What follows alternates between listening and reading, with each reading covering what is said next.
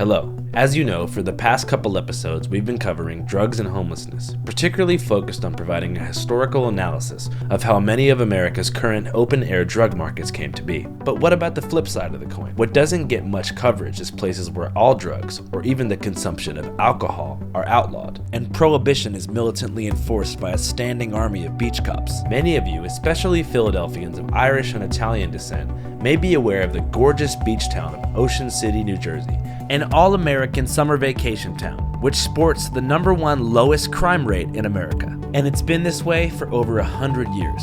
Ocean City is the only town on the Jersey Shore that's refused to lift the ban on alcohol, even after Prohibition ended in 1933. So directly after filming in Philadelphia, we decided to drive to Ocean City, aka Reverse Kensington, to do some interviews and figure out what it's like to exist in a space where everything is prohibited. I wasn't quite sure who to talk to, but my grandparents asked me if I could babysit my 3 little cousins, so I figured I'd start with them. What do you guys want to do today? Let's go to Hoy's. Trampoline Go to park. Hoy's. What's Hoy's? It's a toy store, idiot. What do you guys want to buy there? Idiot, that's aggressive. I'm sorry. Yeah, really. How do you guys feel about Ocean City banning alcohol? I mean, that's my favorite, so it's tough. That's your favorite? Do you guys feel like you're missing out on some of the nightlife, being that you can't go out to bars here and stuff? Yes. Yeah. Okay, let's just go. Okay. So you guys have never drank before, right? I drank. I drank. I drank. A Red Bull, I was drinking. And I threw up that night. You drank a Red Bull, Sean? Yeah, once at my friend's house. How'd it make you feel? I don't know. You guys know that this is the only town on the whole Jersey Shore where you can't go to a bar? I'm peeing on that car. What's up with that? So we can get anything we want? Yeah, whatever you want. Just Yay. don't get lost. I'll take all these. Oh, can you get me AirPods? Yeah, sure. Oh, great. Think or not? Are you actually? Yeah, whatever you guys want to get. Are you actually gonna get? Ooh, I want Yeah, whatever. whatever I want. Anything you want. This is why you're my favorite cousin. Thanks. Before we check out though, I gotta do a monologue about Prohibition. Yeah, and Prohibition. In 1919, America made alcohol illegal nationwide. I Hey, don't really care about this. I don't care. It's BS. Let's go. okay. I don't even know what to get. All this stuff's for Get a kids. I need a puzzle. beer. I'm just kidding. I'm not getting a puzzle. I don't have that kind of You attention don't span. like puzzles? No, Neither I do don't have I. the time. Yeah, he's famous, Stevie. Think better for him. Look at that receipt. It's all worth it for family. You guys Eat help me it. carry some of this stuff? I got you. Thank you guys so much. Have a good one. Yeah. I will. Hope you guys enjoy the $500. After leaving Hoy's, I felt conflicted. On one hand, it was nice to treat my cousins to a fantastic afternoon, but on the other hand, they didn't know much about the history of Ocean City. Obviously. So I decided to drive to the boardwalk in the epicenter of town to start this report all over. It's Ocean City, New Jersey, a coastal resort full of Philadelphia families, once called the happiest place in America. And I can be a personal witness. I've been coming to Ocean City since the year I was born, and it's been the most fun I've ever had in my entire life. It's been freaking awesome. No, but seriously, from the hermit crabs, to the caramel corn, to soft serve Core Brothers ice cream, which always has the right amount of jimmies, To the amazing t-shirts they have for sale at a low price. Ocean City's the best. But now that I'm an adult looking back, you know what I realized? I've never ever seen anyone getting drunk in Ocean City in my entire life. And you know why? this place was founded with one rule. You can't be drinking. To get a better understanding of why Ocean City enacted this prohibition policy, I decided to catch up with Ocean City town historian Mr. Bill to get some answers. This is Ocean City, New Jersey, a historically dry town. It remains that way to this very day. The motto of the town, which was done in the early 1900s, is America's greatest Christian family resort. And the fact that they are dry it gives it an atmosphere where families feel comfortable to come and vacation here. To learn more about the history of Ocean City, New Jersey, I decided to go to Uncle Bill's Pancake House to meet up with my grandma, aka Mama, who's been taking me to Uncle Bill's since I was a little kid. She told me that Ocean City's roots as a dry town came as a result of rampant alcoholism in the 1800s, which inspired something called the Temperance Movement, a coalition of Methodist women who encouraged people to drink less. In the mid-1800s, drinking seemed to kick up in this country. Alcohol was mass-produced, it was cheap, and it was getting stronger. And women didn't go into bars. So it was just the men who were doing this, and the women felt it was creating an atmosphere of domestic violence, of poverty, and death. So they banded together to really educate the country on the dangers of alcohol. This is pre-Alcoholics Anonymous, when women didn't vote, but the women were the driving force behind educating everybody of the dangers of alcohol. Yeah. I mean, they even took it further with that Carrie Nation and her hatchet. She used to go in and like knock down saloons and stuff. Between 1900 and 1910, Carrie Nation is arrested more than 30 times. But it doesn't dissuade her from what she sees as a divine calling. She would start chopping up bar rooms, chopping up the beer barrels. And drugstores, because pharmacies would sell medications that were laced with alcohol. So it was almost out, can I get my drink there? I'm going to get my drink here. And suffragists would go in and hatchet up the bars. The husbands must have been really pissed off. I would think. Just imagine, it's 1905 and you've been working your off all day at the shoe cobbler depot, paper mill, or tire factory just to finally unwind with the boys and knock back a couple cold ones at the local saloon. Seemingly from out of nowhere, your wife and all of your homies' wives kick open the doors, spaghetti western outlaw style, and rush into the bar like a SWAT team, all wielding hatchets and screaming at the top of their lungs. The terrified bartender, who's been indoctrinated by a rigid honor code, watches in disbelief as they all vault over the bar top and destroy his entire inventory, hatcheting dozens of whiskey bottles as glass shards fly around the room and they shriek like a pack of wild hyenas. The men just stood there by the side and just watched her because it was considered ungentlemanly for them to fight back against a woman. Once every last bottle, flask, and shot glass has been reduced to a pile of glass and rubble, your wife approaches you and grabs you by the arm, leaving you with a final message. Get in the car. We're going to Ocean City. That was the reality in 1905. Yeah, you would have thought that women would have gone for the vote first and then the power to change this, but when your family's being impacted, maybe that's not how you think. Let's just get this changed now. And this is my day-to-day living, because the family was dependent on the man's income. And if he's spending his income on alcohol and staying away from the family in bars, that's got to impact how that family develops. And the examples that it set for the males in that family, that this was an okay behavior. And then that impacts the paycheck, and that impacts food, so it's really basic things that you need: a roof over your head, food on your table, and here's a man who's had so much alcohol he cannot perform. Upon further investigation, I was shocked. I had no idea how much people actually drank in the late 1800s. In 1830, the average 13-year-old American male drank 7.1 gallons of pure alcohol every year. That's about 5 beers a day on average. By 1910, that number actually dipped down dramatically to only 1.5 beers per day on average. Still, Congress felt that American society was being besieged by alcohol and the problems that came with it, such as family violence and saloon-based political corruption. Many of these congressmen's wives were members of the Women's Christian Temperance Union, the same one that founded Ocean City. And so in 1919, Congress passed the 18th Amendment with a 68% supermajority, and so Prohibition began. For 14 years, it was nearly impossible to get a beer, right? No. The market only went underground, to speakeasies. It was a lucrative business that organized criminals quickly monopolized. Among the many gangsters that achieved legendary status in the speakeasy scene was Al Capone in Chicago, who is believed to have amassed a $100 million fortune just from bootlegging and running speakeasies. Here was his justification for doing what he did. I didn't believe in prohibiting people from getting the things they wanted. I thought prohibition was an unjust law, and I still do. Though Capone saw himself as a Robin Hood-style freedom fighter, he ruled the underworld with an iron fist. It was his men that were believed to be behind the bloody Valentine's Day massacre of 1929, in which 7 rival bootleggers were shot execution-style by men posing as police officers. Needless to say, from an organized crime perspective, Prohibition was a nightmare and essentially created the mafia as we know it today. The word mafia, much like the word cartel, is almost synonymously associated with evil, but they both began as opportunistic groups of mostly immigrants who looked to America for a better life and found fortunes by supplying our insatiable demand for booze and drugs. Needless to say, Prohibition backfired, and by 1930, Americans actually drank more alcohol than they did before it was outlawed.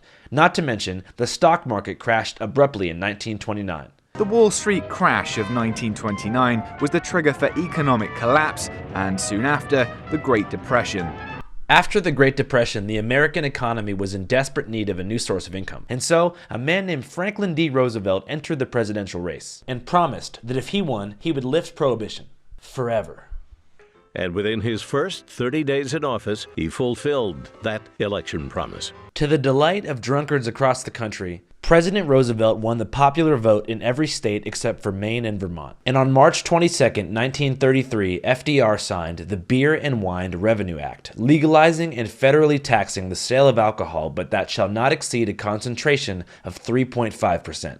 Alcohol would generate a new source of income for the government after its 13-year absence. A source of new revenue amounting. Since 1933, American consumption of alcohol and the concentration of alcohol found in commonly sold alcoholic beverages has been on a steady increase. And the taxes placed on liquor, beer, and wine are one of the largest contributors to the U.S. government's federal revenue streams. It's estimated that in 2022, revenue from alcohol tax in the United States amounted to $10.2 billion US. And alcohol-related advertising has permeated all facets of society, from sports to music. Ciroc is for the culture.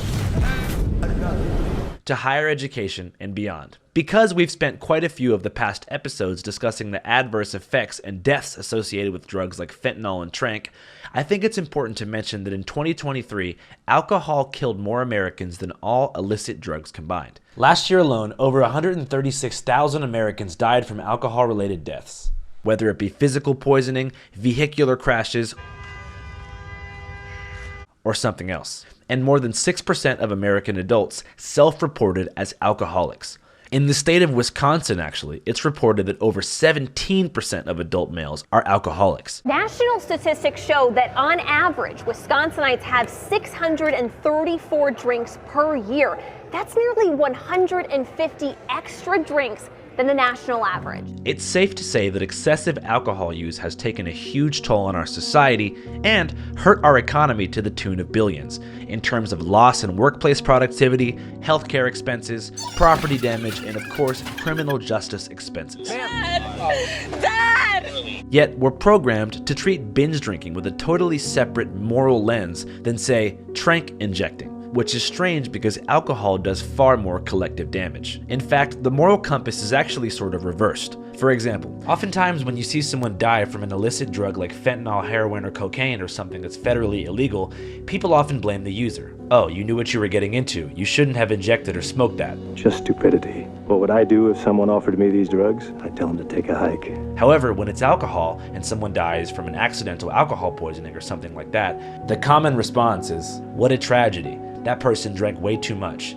Never do people really consider the person to be stupid or just weak-willed for trying alcohol. And you don't hear much discourse criticizing alcohol as a substance or calling for the government to intervene and stop the flow of alcohol into the United States. Maybe because we all know it would be useless. Our collective experience during Prohibition has left Americans with an implicit understanding that Prohibition does nothing to stop Americans' desire to drink alcohol. And so in contemporary conversations surrounding alcohol abuse, you don't ever hear people blaming individual cogs in the supply chain, like the cashier that works at the liquor store, or the United States federal government for incentivizing the advertisement of alcohol products to collect tax revenue, as being the cause of alcohol abuse. Perhaps we are indoctrinated consumers, or maybe we've learned over time that alcohol just isn't as harmful to the average person as, say, heroin or cocaine. I don't have the answers, but I do have a lot of questions. And to be clear, I'm not advocating for the prohibition of alcohol.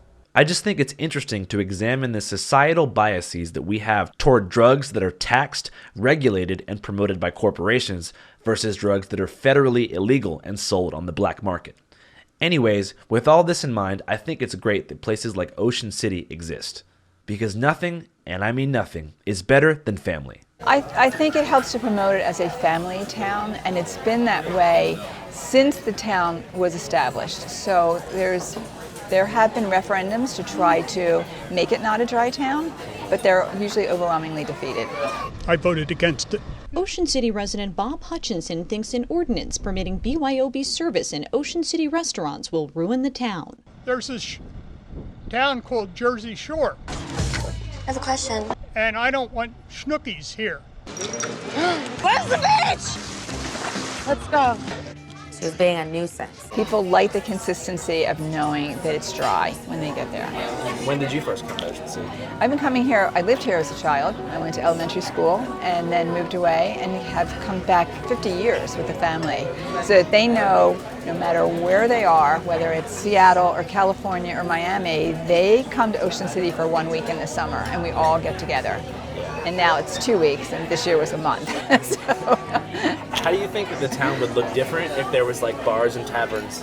I can't even picture it. It hasn't been that way ever. It would be, and it's not that you can't get a drink. I mean, you could leave the island and go anywhere you want and still get the seashore atmosphere, but I can't picture the town with bars or too many years of coming here the same. Mama mentioned that off the island, it was a totally different world, and I knew from personal experience that she was right. The night before our breakfast at Uncle Bill's, I did some undercover research in nearby towns to see what the heck was going on. First, I began in Atlantic City, only about 15 miles north of Ocean City. It was so there. Not only were the casinos full of sad, hungry gamblers, but a homeless woman called me a honky, my first time being called such a name. No, but in all seriousness, Atlantic City was a sprawling mess of decaying buildings, abandoned storefronts, liquor stores, sex shops, and bars. After Atlantic City, I went down to Sea Isle City to the south, to a bar called Shenanigans, and once again, pure and sheer degeneracy. 20-year-old Americans with fake IDs, grinding, to the voice of Lil Yachty rapping the chorus to the song Broccoli, one of the worst songs ever created. And outside, I witnessed a fist fight between a pair of fathers and their sons. You dumb motherfucker. That's right, two dads fighting each other and their sons duking it out simultaneously. You're not gonna say sorry. I'm working security, I'm just making sure everything's good. It was horrifying. By the time I got back to Ocean City, I was so relieved. And for once I understood what the temperance movement was all about. I think it's simple. It's, they saw families destroyed or harmed through abuse of alcohol, and they wanted to create a system that precluded that from occurring. Still, I was conflicted. Sure, Ocean City is a peaceful and quiet family town, but everywhere you look, there's police officers, surveillance cameras, and the feds constantly breathing down your neck and checking your cup, smelling your cup to see what's in there. Is that freedom? I'm not sure, but one thing's for certain. As we learned in Ocean City, many Americans live in a constant state of surveillance and online privacy infringement. And to be frank, I'm sick of it. That's why I use NordVPN, a VPN service that allows me to surf the web a little bit more incognito without Big Brother breathing down my neck and trying to figure out my IP address. But it's not just me. I've also suggested NordVPN to friends of mine who live in faraway foreign places like Tokyo and Estonia as a way to potentially watch my movie This Place Rules from their home country.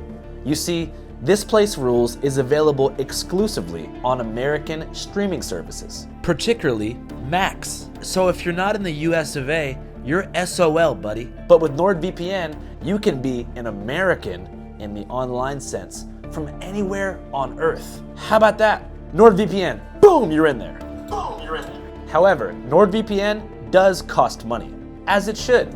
It's the best in the business. But I can make it cheaper for you. Go to www.nordvpn.com/channel5. That way, you can sign up with a huge discount and also 4 free additional months. That's a third of a year for free because of us. NordVPN, boom, you're in there. I can connect up to 6 devices on one account. Boom, you're in there. Go to nordvpn.com/channel5. All right, chat, back to the beach.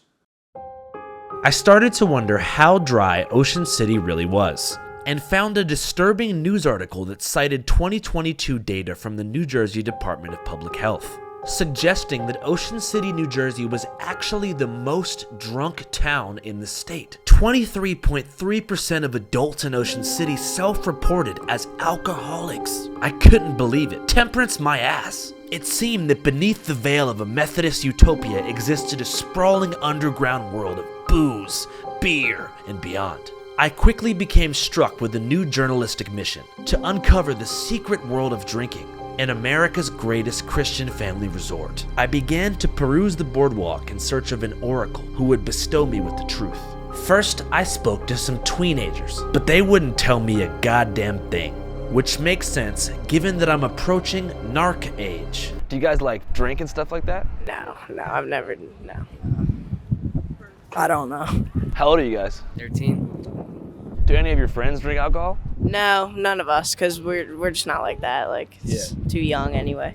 These budding alcoholics were obviously withholding information from me, so I decided to switch to a more relatable subject. Do you guys fuck with rap music? Yeah. You know, I like Kanye. Shit. Yeah. Okay. What do you think about Kanye? I think Kanye's amazing. I think all he says is right. Mm-hmm. Like what? Everything.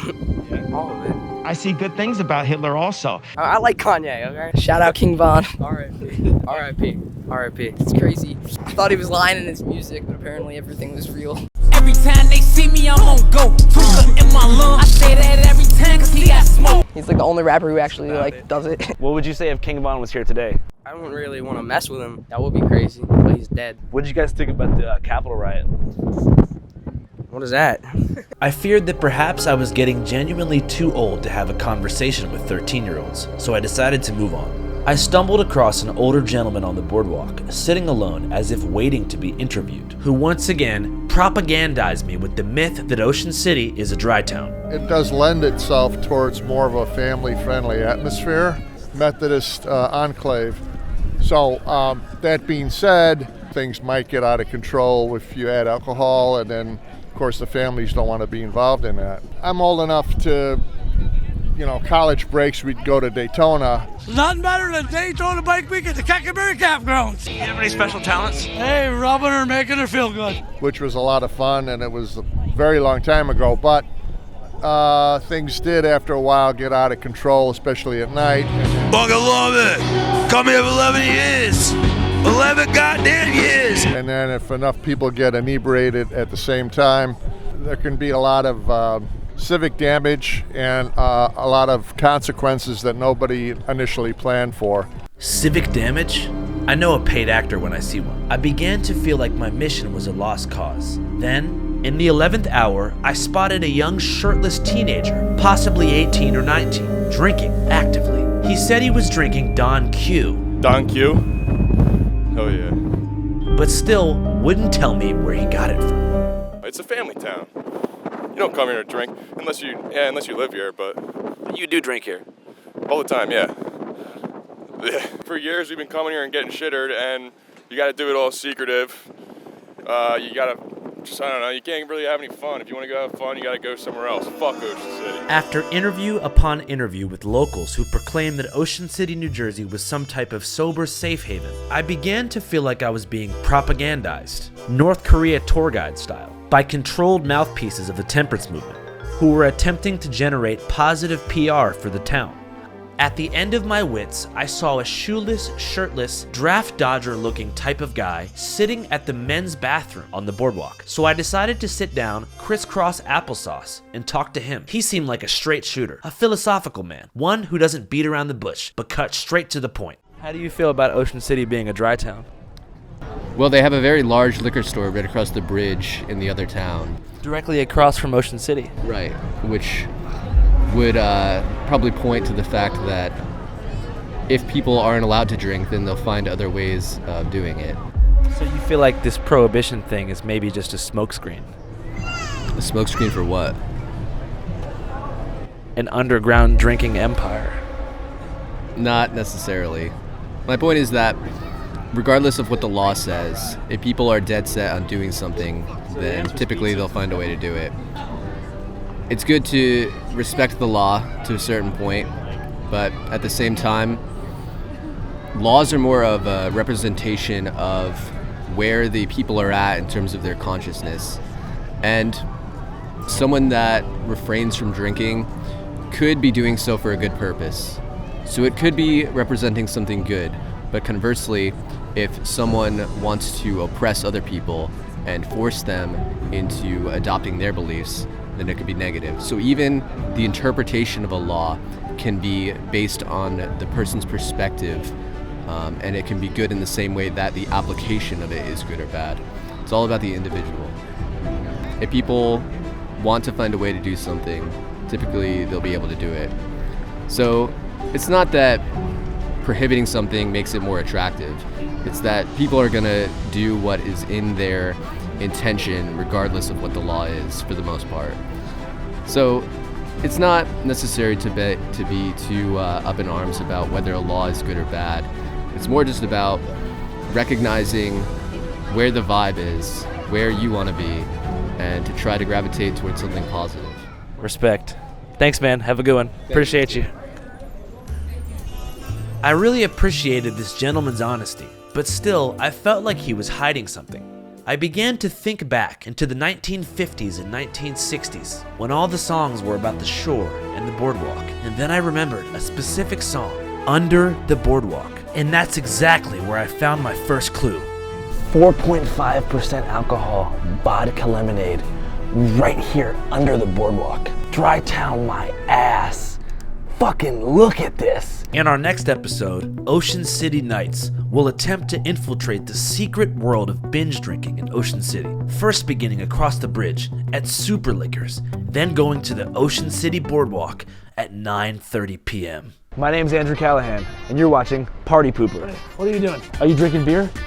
Oh, fuck, we got one right here. We got a live teenager right here. He's coming down here to drink beer. He's got lemonade and vodka in there. Take that shit out of town. You guys fuck with King Von? Fuck yeah, fuck yeah, man! Let's go!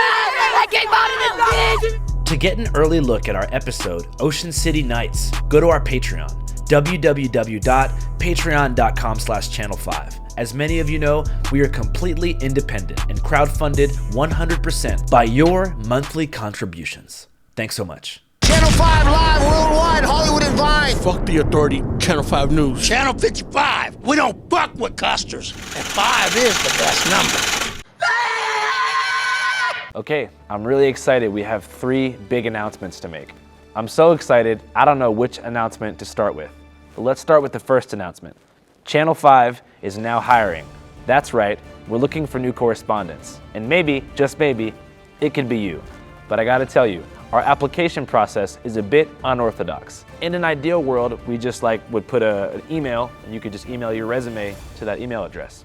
But because we don't have the bandwidth to deal with an infinite inbox full of resume bombers, we're gonna give a specific task to you, or kind of like a challenge. So you have about 21 days from now until February 10th to create a 5-minute and 55-second documentary about a mystery, person, character, or issue in your community. Important that it has to be your community. Once it's done, take it, put it on YouTube as an unlisted link, and submit it to www.channel5.news/pages/submissions. After the February 10th deadline, we're gonna take 10 of our favorite documentaries, we're gonna broadcast them to our entire audience, and allow the public to vote on which one is their favorite. Bear in mind, the winner of the public vote doesn't necessarily get hired, but it'll give us a better understanding of which documentaries resonated. In terms of like a salary for a starting position, we haven't actually arrived at a specific number, but I'm sure it'll be super fair.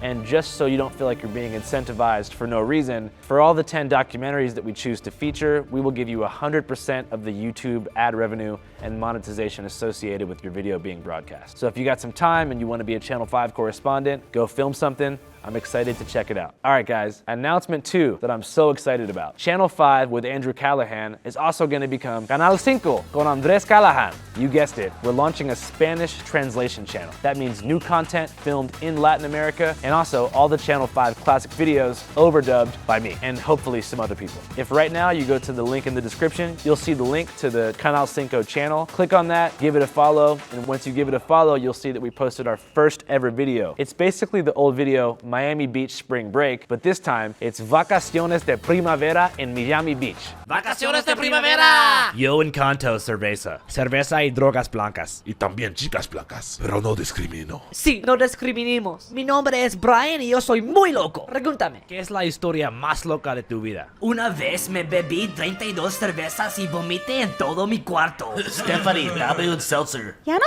tenemos. No importa. Miami Beach, baby. Miami Beach. Mira, güey, yo voy a beber ese seltzer en 3 segundos. 3 segundos, cabrón! Check it out. It was a lot of fun to make, and even if you don't speak Spanish, I suspect it may be fun to watch. Now, announcement 2 about Canal 5 kind of ties into announcement 1 about new correspondence. I don't want you to think that if you live in Latin America, like if you live in Cuba or Mexico or Argentina or somewhere, that you can't apply to be a correspondent, because we're actually going to prefer Spanish-speaking applicants. So if you're a Spanish-speaking applicant that wants to join the Canal 5 team, you can still submit an application by February 10th to be considered. Thanks for watching. Have a great day.